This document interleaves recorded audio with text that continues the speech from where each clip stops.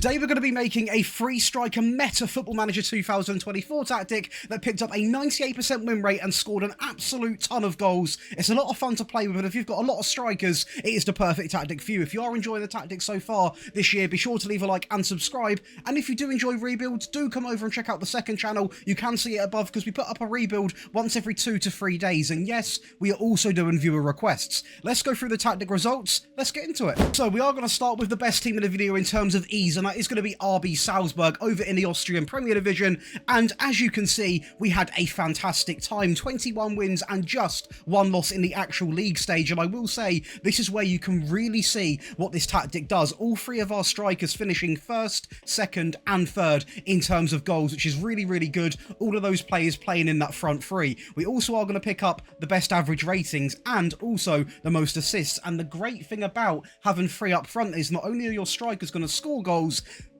they're also going to get a lot of assists because they assist each other. Now, what I will say is, traditionally, the strikers who are going to be on the left and on the right still score a lot of goals, but the main man in the middle doesn't do much of the assisting. He is the man being feeded. So your best goal scorer I would have in the middle, still have good strikers either side, but the one in the middle is going to be almost the Erling Haaland, the direct finisher, you know. And also in this tactic, we picked up an absolute insane amount of clean sheets in this season. And as you can see, fewest conceded, most clean sheets, most dribbles, most possession at 59%, fewer shots against, most shots for, most goals and most points per game. It's a real convincing display. And going over to that data hub is going to be 4.66 goals per game, only 0.94 conceded, over 23.59 shots per game, an 87% pass completion and a very good tackle win ratio as well. And it's not the only thing we did win with this team. We also are going to go and win the Austrian FA Cup 6-0 against Rapid there, and we actually get all the way to the Champions League final, where unfortunately we are going to lose Real Madrid, but 6-4. We give them a good game. We dominated the Champions League in terms of goals. Real Madrid is a bit too much of a strong team. If we actually look at some of these highlights, for example, this is the 6-0 final. You can see the link-up play. It's so good between the players. Kanate obviously becoming the assister then, and again winning it back very high up, and this is just direct play, getting it into that box, because you've got to imagine, as you can see right now, if I actually pause it, where you've got 3 incredible runs being made, you've got a man lingering on the edge, and back stick, you have also got a player in acres of space, and Capaldo is going to find that man right in the middle, one of many. And of course, when you've got so many options, you are going to be scoring so many goals, as Ulmer plays it into the middle there into Capaldo to make it 4. 2 more goals to come, don't you worry about that. Pavlovic, good play all the way through. It's just so easy. Loads of players getting involved and nothing they can do, as we win the ball back there with a great bit of pressing, which is why also we have that high press on. 6-0.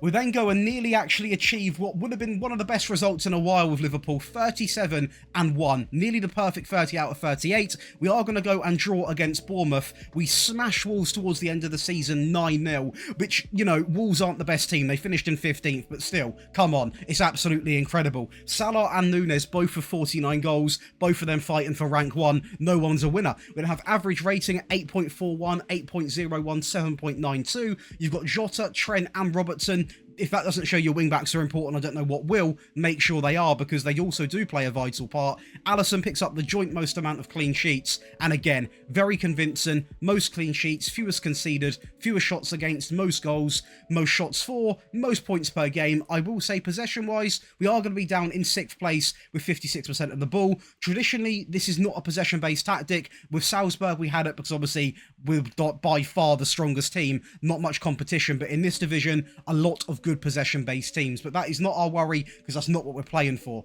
But going over to the data hub, we can be seeing 4.97 goals per game, only 0.68 conceded, 24 shots a match, an 87% pass completion, and a very impressive tackle win ratio coming in right there. And of course, it's not going to be the only thing we did win. We are also going to go and win the Europa League against Brighton. Fair play to get into the final, 3-1. We're going to win the FA Cup 5-1 against Aston Villa, and the Carabao Cup we are going to beat Tottenham just 2-1 there, and a great performance from this Plymouth man as well. But overall, we are going to go and have a little look now at some highlights of Liverpool, because at the end of the day, I think that is one of the best seasons we've done with them. This is a good example against one of the best teams in the game, and it actually was a pretty action-packed game. As you can see, we get things going inside of 15 minutes, and unfortunately, Man City decide to, well, they do Man City things. It's an Ederson masterclass, really. A good ball in behind to tie it up. We then go again, and we actually link up some play quite well with Szoboszlai going through, a little turn inside and driving it past Ederson. We're then going to make this 3-1 with a great ball in. That is why you need to get my set pieces at any cost, because they are so good. And then we go again with Mo Salah, again, not afraid to get it into the box. Man City again do bounce back with Foden, back inside to De Bruyne. It's a good finish in the end, to be fair to him. But of course, we're not going to sit back. There's still time for one goal with Trent down the right-hand side to wrap this up 5-2. Incredible. We're then going to go over to a team predicted, I believe, 11th place or 8th place, 8th or 11th was one of them two, and we come out and we don't stampede it. I mean, it's 85 and 83. It's a close season, but we get the job done over Porto, Benfica, Sporting, Braga, some of the Portuguese big boys, and we still are putting up really good stats. 25, 23, 16, 11, second highest rating. In terms of the overall stats, we are only going to take home the most goals, the most shots, and the most points. Everything else we are going to sacrifice a little bit compared to the top teams, but still it gives us a very good data hub at 3.26 compared to 1.47, still scoring over double to what we are going to be conceding. 20.12 shots a match, a good pass completion, and a very good tackle win ratio. And I will say as well, that is the only thing we are going to take home, as unfortunately the Portuguese Cup was the only disappointment. The Portuguese League Cup, Braga are a decent team at the end of the day. We get to the semi-final. We'll see if it was a battering. Hopefully not. It wasn't. It was a 1-0 defeat, so nothing too bad at all. That still is a really big overachievement season. So let's go now with the weakest team in the video, which is going to be Plymouth. So in the Championship, there's not really too many worse teams than Plymouth. No offence to you as a club, because I actually like you a fair bit. But in the game, things aren't too easy. And as you can see right now, we come out and actually pull off a miracle season. 121 points, Southampton in second, Ipswich in third, Leicester down in fifth, getting promoted though through the playoffs, but still only losing 3 games. We've got Ryan Hardy, who is one of the saving graces of Plymouth in this game, because if he's played in the right area and fed, he can score goals. 71 goals for him, 47 for Bundu. We've got 3 players on the average rating, 3 players with the most assists, with someone getting 44. Now, of course, let me just make this clear, there's more games in the Championship, so you can say you stat pad, it isn't really fair because you can only play the certain amount of games that are in front of you, but there are more games to get goals, which is why they might look more attractive. But overall, it's still mental to see 44 and 71. And of course, you can go and look at 210 goals. It's absolutely incredible. Over Ipswich, over Southampton, over Leicester, over 1,000 shots, a 2.63 most points per game.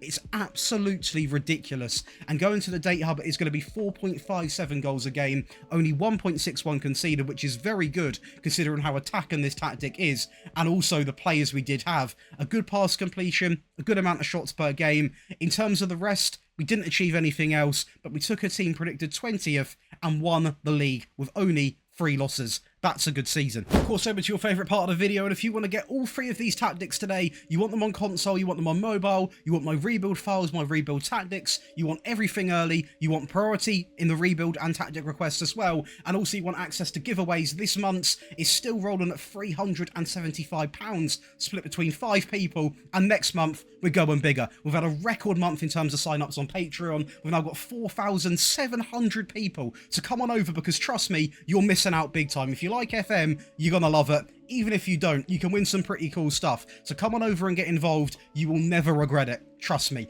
Let's go through and talk about this tactic then. So it is going to be based off the tiki-taka, and we are going to instantly load in a 4-3-3 DM wide. So let's go through the player roles then. So again, tiki-taka on the positive, just to clarify that before I do see that one comment. And going through to the sweeper keeper, we are going to change him if it lets me click on it, and we are going to have him simply on support. He doesn't really need to do anything too special in this tactic, and when you see how attacking the wingbacks are, and to be honest, the centre-backs being ball players, we don't want to have any more risks from that back line. So the wing-backs, we are going to instantly load them in, and they are both going to be set to attack. So let's both change them right there. So wing-back on attack on the right and on the left. And we are going to add some instructions. So we are going to go with take more risks. We are also going to go with cross more, run wide, and also stay wider. So probably the instructions you were expecting for very, very attacking wing-backs. This is going to be the ultimate sort of attacking wing-back that is going to get forward, take risks with the pass passing, cross them more often. And yes, you are going to sacrifice possession playing this way because they are going to take risks.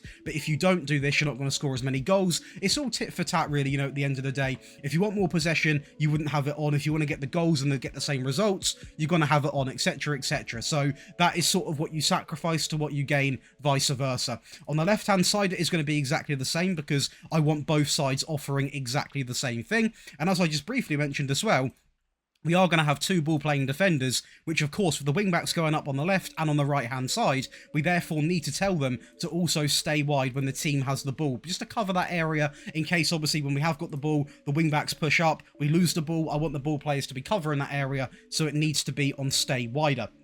Now, the heart of the midfield is going to be a DLP, actually, but he is going to be on defend. And with this role, I've got a very, very key instruction. I want him to be playing more direct passes. Again, this man will sit deep, he'll look at runs being made, and he will find them to whatever extent he can. Now, again, if you're a possession head, you want loads of possession, you wouldn't have more direct passing. But if you want to get these goals, that's what you've got to be doing. Now, let's quickly drag these up here because we know it is going to be a free striker system. Now, going up the pitch a little bit, we are going to go with a box-to-box. You'll know me quite well now if you watch my content. Any 4-3-3, I love to get a box-to-box in if I can, unless there's a manager replication where I don't think he plays a box-to-box, I won't use one.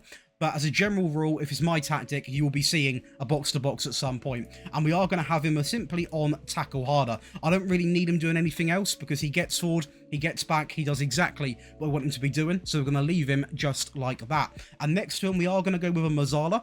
And he's going to be on support again because we have got such an attacking front three. We don't need everyone attacking in this default tactic, but I am going to have one instruction, and that is going to be telling him to dribble more. Now, the reason this is because he is still going to be very attacking without this on, but he wasn't really dribbling with the ball at his feet as much as I want to see a Mazzala do. Really be that nightmare to mark, drag people out, and then obviously the runners in behind, we've got three strikers, can cause absolute carnage. Now, going up to this front three, we've gone meta. By far, you probably know this by now if you play Football Manager the entire year, the advanced forward role is by far the best role in the game. Now, I have seen a couple comments recently like, Josh, why don't you use it in every tactic? Because it gets boring for me and probably gets boring for you to see an advanced forward in every tactic, but that would be my one piece of advice to anyone. If your tactic is not scoring goals, but you're getting chances, just use the advanced forward. It's absolutely broken. It might be boring, but if you're that fussed about results, that's what you need to be doing. It's a video game. We've got to remember not everything's realistic. Some things are broken, some things aren't. Look at Call of Duty, look at FIFA. You have your metas. It's the same as this. It's a video game at the end of the day. But now we're going to go and talk about the advanced forwards on the left and on the right. So on the left and the right, I want them almost being a bit like wingers. So we are going to tell them to stay wide and roam from position on the left and on the right-hand side of the field. And what this does is, obviously, it will translate somewhat into a 4-3-3. When you're in possession, these players will stay wide, and it will look, obviously, like a 4-3-3 with this player drifting out, and that advanced forward in the middle is simply going to be on the default. Now, the attacking and defensive variants today change quite a fair bit, so make sure you are watching that part of the video or downloading them on the Patreon, because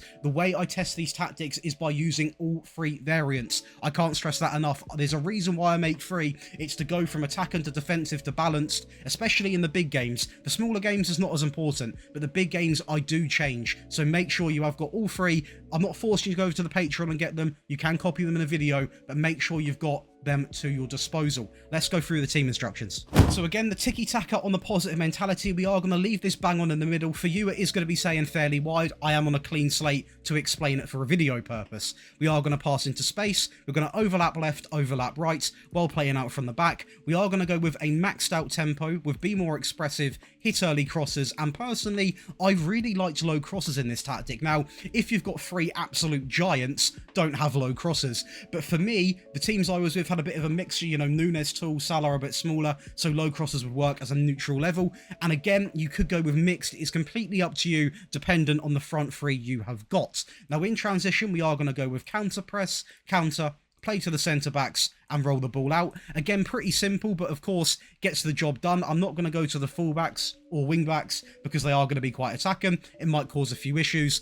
And lastly, we are going to go with a higher defensive line. We are going to go with a high press line of engagement, much more often when it comes to that trigger press, prevent short goalkeeper distribution, and we are going to have a pressing trap for the first time in a long time, and we are going to simply trap them inside. Out to the attacking tactic, and it does change a fair bit, especially in towards the team instructions, but as you can see, the goalkeeper is going to remain exactly the same, as does the entire backline. I'm not going to waste your time when it is not needed to be done, because this is no real difference. The deep line playmaker does remain the same. The box-to-box changes quite heavily. He's now going to be on not only, you know, tackling harder, but moving to channels, getting forwards and dribbling more with the ball at his feet. The Mazzala goes to attack, on dribble more as well. So again, two vital changes in that midfield, and just not having these changes, it affects the game massively. So make sure you've got them. The front three does remain the same purely because you can't really make them more attacking. We definitely don't want to change the player roles, so that is going to be exactly the same. Again, the tiki-taka this time set to attacking.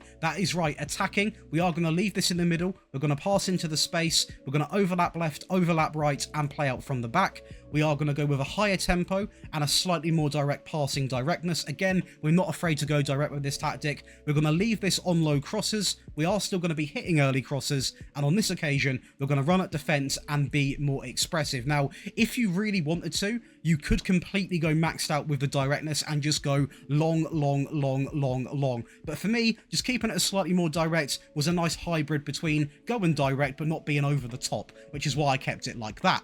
Now, in transition, we are going to go with the counter press. We're going to go with counter. We're in a rush to distribute quickly, and we're going to play to the centre-backs and simply roll the ball out. No real change in that regard. Again, if we're on about the last 5 minutes of a game, you could take this off and go over the opposition backline and go a little, you know, quite a fair bit more direct, but that is completely up to you. But again, this is why the video should be watched, because I'll give little pointers, little hints, which is stuff that I might even be doing in these games. So make sure you're willing to do that if you need to do so. And lastly, out of possession, we are going to go with a much higher defensive line with the high pressing line of engagement. Get stuck in, trap inside, prevent short goalkeeper distribution, and a trigger press we are simply going to max out. So now over to the defensive tactic, and this is where things do change quite a fair bit. So the goalkeeper does remain the same, both of the ball playing defenders also remain the same, but the wing backs go a lot more reserved, both on support, both on take more risks. They are going to get forwards, but nowhere near to the level of the attacking wing backs. The deep line playmaker does remain the same. The box to box simply back on tackle harder, as the Mazzala simply back on support, simply back on dribble more. The advanced forwards all remain the same. The big change is done in the team instructions, so let's just get into it. So again, tiki-taka this time balanced. That is right, balanced. We're going to pass into the space. We're going to overlap left and overlap right, because again, I still want to be somewhat attacking when we have got the ball, but this is where things are going to change. So the tempo is going to go quite low now to actually standard. We're going to have this to much more direct. We are really sitting back now and, you know, playing direct. We're still making good runs, but it is quite negative in terms of the directness. It's not going to be too short, elegant passing. It is hoofball, and that is the way we're going to play. We are also going to introduce a little bit of time wasting, or a lot of time wasting, because we are trying to, you know, run the clock down. And if you have got my set pieces, play for set pieces as well. We're going to hit early crosses and also have low crosses selected. So we're not going to sacrifice loads of the attacking side. We are still quite direct. We are still overlapping, but just that sort of outer transition tempo. We're a lot calmer, running the clock down. When we have got it, we're being a lot more direct. And as you can see in transition, we're going to back that up a little bit more by regrouping and countering. And because of the directness, we are also going to go on this occasion to playing over the opposition backline. Because we are playing with such a long passing style, you sort of have to do this. And lastly, we are going to go with that standard line, the high pressing line of engagement, stay on feet, prevent short goalkeeper distribution, and we are going to leave this in the middle. And that is going to complete for you boys and girls back home 3 variants of this meta free striker insanity. It's absolutely incredible. Tons of goals, a lot of fun to play with. If you have enjoyed today, be sure to leave a like and subscribe. If you want to show some love back to me as a creator and allow me to carry on making these sorts of videos and the rebuilds, etc., you can come over and show some love on the Patreon, where you can join over 4,700 people and get 13 exclusive perks. And trust me, them perks are soon going to go from 13 to 15. I've got more in mind to give back to you guys, as I should be doing. But if you have enjoyed, enjoy the rest of your day, and I'll be seeing you in the next one.